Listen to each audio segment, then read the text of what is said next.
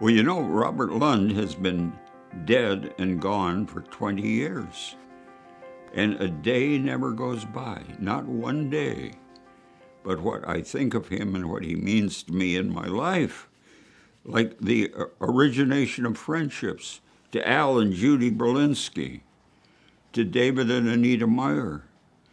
As long as dear Jim Alfredson was around, it was him and Pat. He was the most dedicated man in magic I ever knew.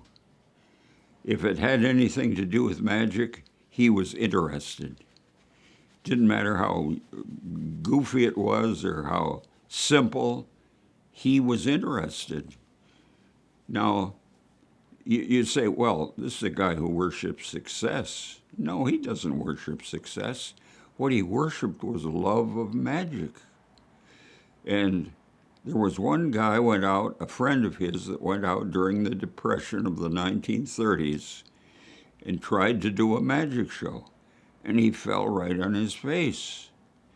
Well, Lund always admired him, and he still has on the museum wall a poster from this guy's show.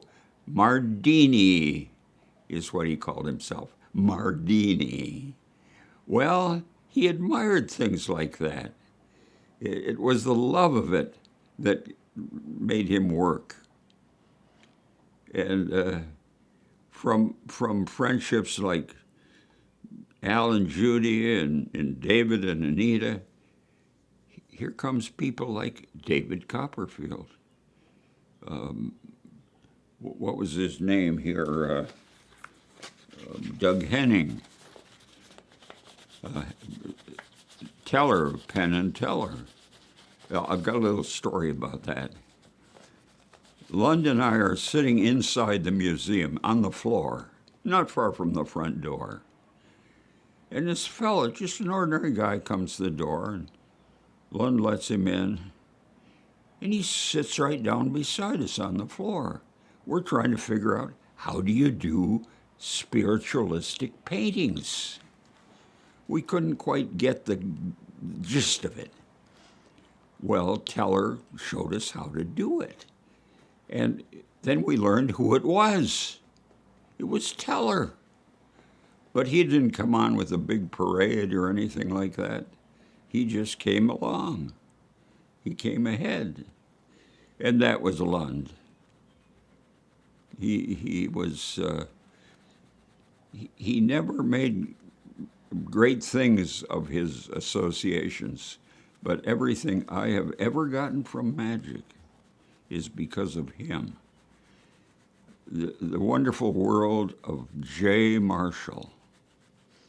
Now, we know what that is. It's really a wonderful world, and Lund called him the Gypsy Prince, because here was a guy who had had a tremendous professional career, and yet he preferred to go around, do little magic shows and appear as MCs at different things like that. The Gypsy Prince, that's what he called him. But it was associations like that that made him what he was. First, he wanted to be a performer. I'll tell you 2 ways that failed. When he was on the Bob Lund boat trying to do the multiplying billiard balls, they fell from his hands into the water. Another time, he was with a friend in an apartment. He was doing the vanishing bird cage, where you fling your arms apart and there goes the cage. The cage actually did cut loose and flew out the window. So he decided, no, I'm not meant to be a performer. And he became a collector. The way he became a collector, he wrote to Edgar Heil, who was a famous book collector at the time. And Heil had for sale a complete set of Mahatma magazines.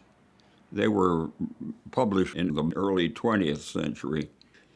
So he sent Heil $5, which he says I ate a lot of peanut butter sandwiches, which he did.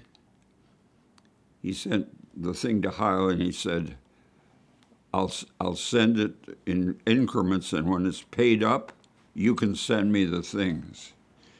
Cash on the barrelhead, that was his motto.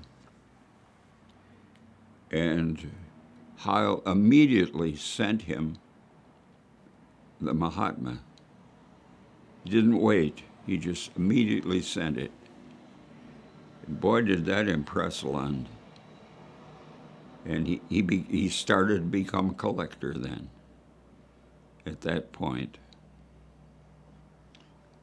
He had been, in a sense, orphaned in his early years.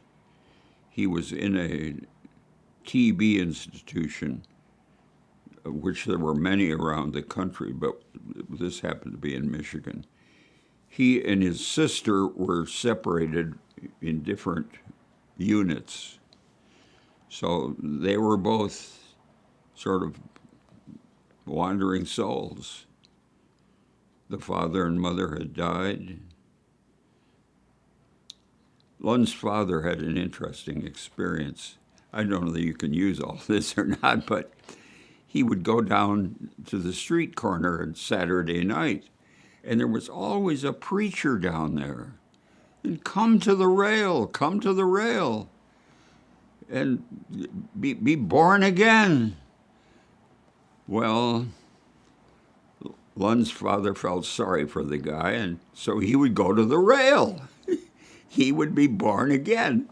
And same thing next Saturday night. And next Saturday night. It was incredible. And so that's the kind of background he had, where you didn't let eccentricities get in your way. Well, that was one of the things that Lund came through strong and well.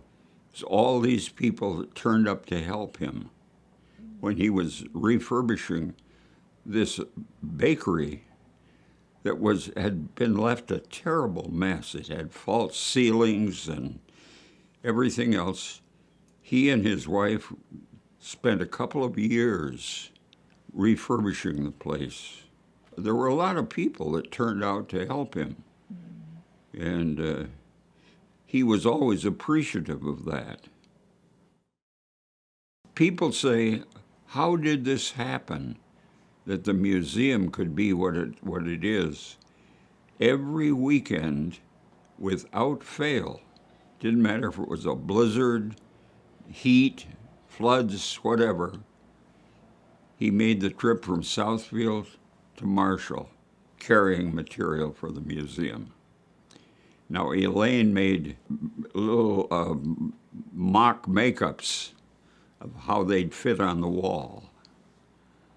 And so that's what he followed. But that's how the museum came to be. It was every weekend for several years they would make the trip without fail. His home in Southfield, Michigan, which was stuffed with stuff, and he asked the question, what am I going to do with all this stuff? I said, how about starting a museum? He said, well, that's one way to do it, isn't it? So he looked on this as, he said, this is my toys. So I come in here and I'm surrounded by all this wonderful stuff about magic.